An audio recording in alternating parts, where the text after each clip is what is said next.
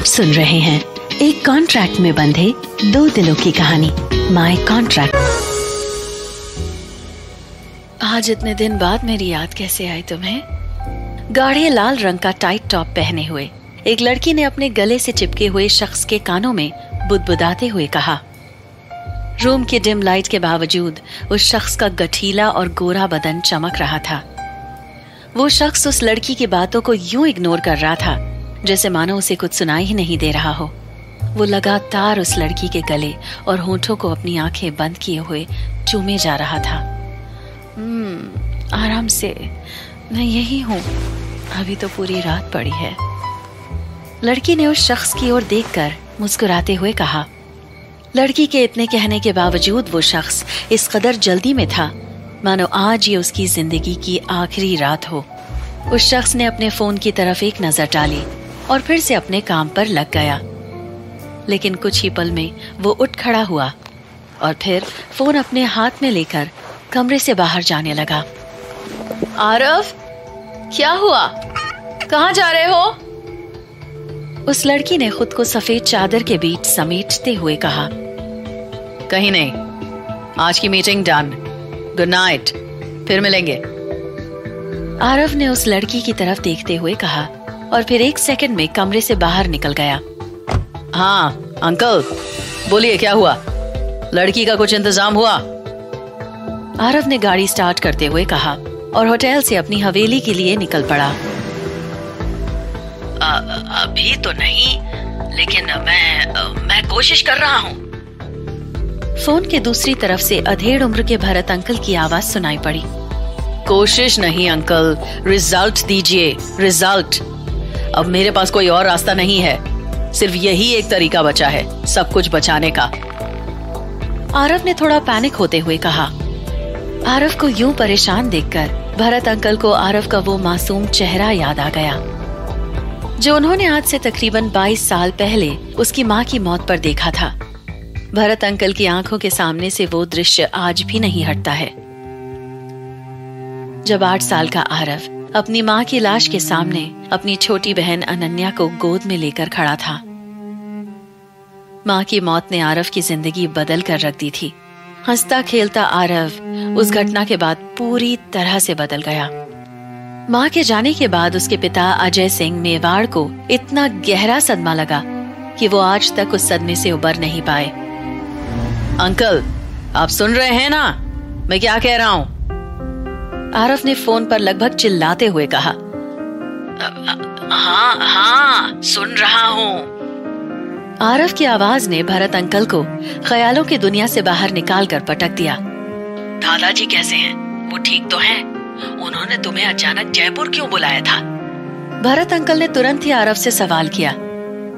दादाजी ने ये बताने के लिए बुलाया था कि अगर 1 हफ्ते के भीतर मैंने शादी नहीं की तो फिर वो अपनी पूरी प्रॉपर्टी विकी के नाम कर देंगे। क्या? भरत अंकल ने चौंकते हुए कहा। हाँ, तो फाइनली अगर अपनी कंपनी और घर बचाना है तो 1 हफ्ते के भीतर मुझे शादी करनी होगी। आरव ने थोड़े व्यंग्यात्मक लहजे में कहा। तुम अगर किसी एक लड़की के साथ सीरियस होते तो आज ये सब प्रॉब्लम ही ना होती। भरत अंकल ने थोड़े व्यंग्यात्मक लहजे में कहा। अंकल, मैं ऐसे किसी भी लड़की से शादी नहीं कर सकता। मुझे शादी करके अपनी प्रॉब्लम सॉल्व करनी है, प्रॉब्लम बढ़ानी नहीं है। भरत अंकल ने अपना सिर हिलाते हुए कहा। वो आरव की बात अच्छे से समझ गए थे। 30 साल के आरव के भीतर हर वो क्वालिटी थी जो कोई भी लड़की अपने होने वाले जीवन साथी में देखना चाहती है। 5 फुट 11 इंच की लंबाई, बड़ी बड़ी और हल्की भूरी आंखें और उन आंखों पर हल्के लेंस वाला चश्मा जो कि उसकी गंभीरता और समझदारी को बखूबी बयान करता था। महज 30 साल की उम्र में ही आरव ने वो सब कुछ हासिल कर लिया था जो बाकी लोग शायद ताउम्र भी हासिल नहीं कर पाते। वो किसी भी हालत में अपने पापा की बनाई हुई इस कंपनी को डूबने नहीं देना चाहता था, क्योंकि ये न सिर्फ उसके पापा का बल्कि उसका भी गुरूर था। लेकिन लड़कियों के मामले में आरव की किस्मत थोड़ी खराब रही है। आज तक उसे सिर्फ उसके पैसों से प्यार करने वाली लड़कियां ही मिली हैं। और इसलिए आरव अब लड़कियों को सिर्फ पैसे से नाचने वाली कठपुतली समझता है। ये बात भरत अंकल भी अच्छे से जानते थे। अगले दिन सुबह उठते ही वो यहाँ से मुंबई के लिए निकल गया। हवेली में जयपुर एयरपोर्ट के रास्ते के बीच अचानक से उसका फोन बज उठा। हेलो अंकल, क्या हुआ? आरव, वो बैंक की टीम ऑफिस में आई हुई है। वो लास्ट वार्निंग पेपर लेकर आए हैं। भरत अंकल ने घबराते हुए कहा, ये लोग बोल रहे हैं कि अगर 1 हफ्ते के अंदर 1000 करोड़ नहीं रिटर्न किए तो हाँ, उनको किसी तरह से समझाइए कि मैं 1 हफ्ते में सारे पैसे चुका दूंगा। आरव ने लंबी सांस छोड़ते हुए जवाब दिया और फिर कॉल कट कर दिया। अरे अंधी है क्या?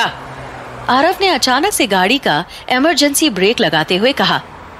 मुंबई एयरपोर्ट से निकलकर वो होटल रोज एंड क्राउन की तरफ जा रहा था, जहां पर उसकी इन्वेस्टर्स के साथ मीटिंग थी।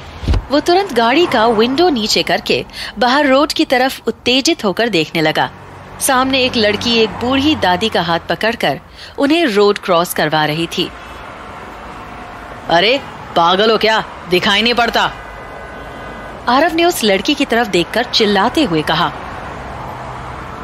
तब जाकर उस लड़की ने पलटकर आरव की तरफ देखते हुए ट्रैफिक लाइट की तरफ इशारा किया।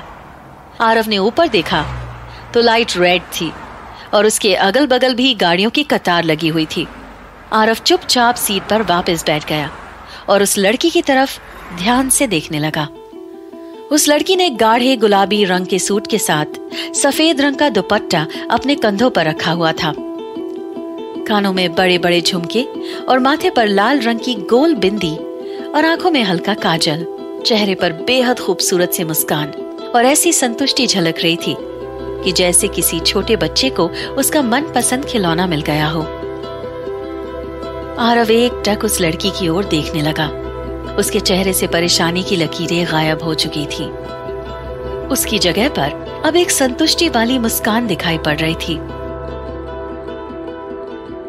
वो तब तक उस लड़की को देखता रहा जब तक कि वो उसकी आंखों से ओझल नहीं हो गई। ओए आगे चलना, इधर जाम लगाएगा क्या? अचानक से किसी आदमी ने गाड़ी के विंडो पर नॉक करते हुए कहा।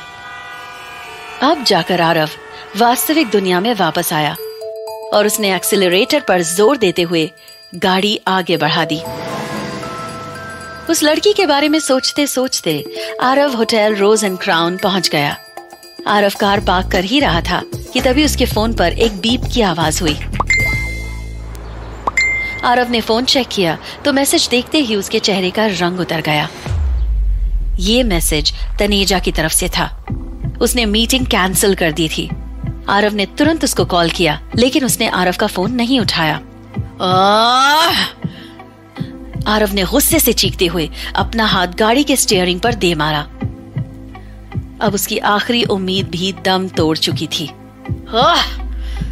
आरव ने निराश होकर वापस लौटने के लिए गाड़ी घुमाई ही थी कि अचानक से उसकी नजर एक छोटे से बार पर पड़ी और उसने बिना कुछ सोचे समझे गाड़ी बार के सामने लगा दी।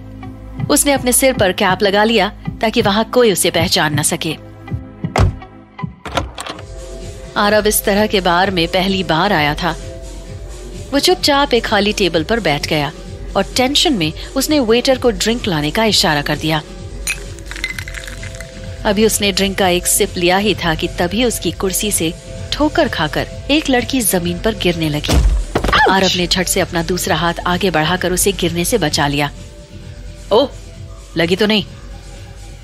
आरव ने उसे संभालते हुए सवाल किया। नहीं, उस लड़की ने आरव की ओर देखते हुए जवाब दिया और फिर वो अपने पैर से बाहर निकली हील वाली सैंडल को फिर से पहनने की कोशिश में लग गई। आरव दंग होकर उस लड़की की ओर देखने लगा। ये तो वही ट्रैफिक लाइट वाली लड़की थी, लेकिन अब उसकी आंखों का हल्का काजल चटक रंग में तब्दील हो चुका था। गुलाबी रंग के सूट की जगह अब उसने नीले रंग की शॉर्ट ड्रेस पहनी थी और उसकी पलकें भी नीले रंग में रंगी हुई थी। एक बार के लिए तो आरव को अपनी आंखों पर यकीन ही नहीं हुआ। आखिर वो सीधी सादी सी दिखने वाली लड़की अब इस रूप में कैसे आ गई थी?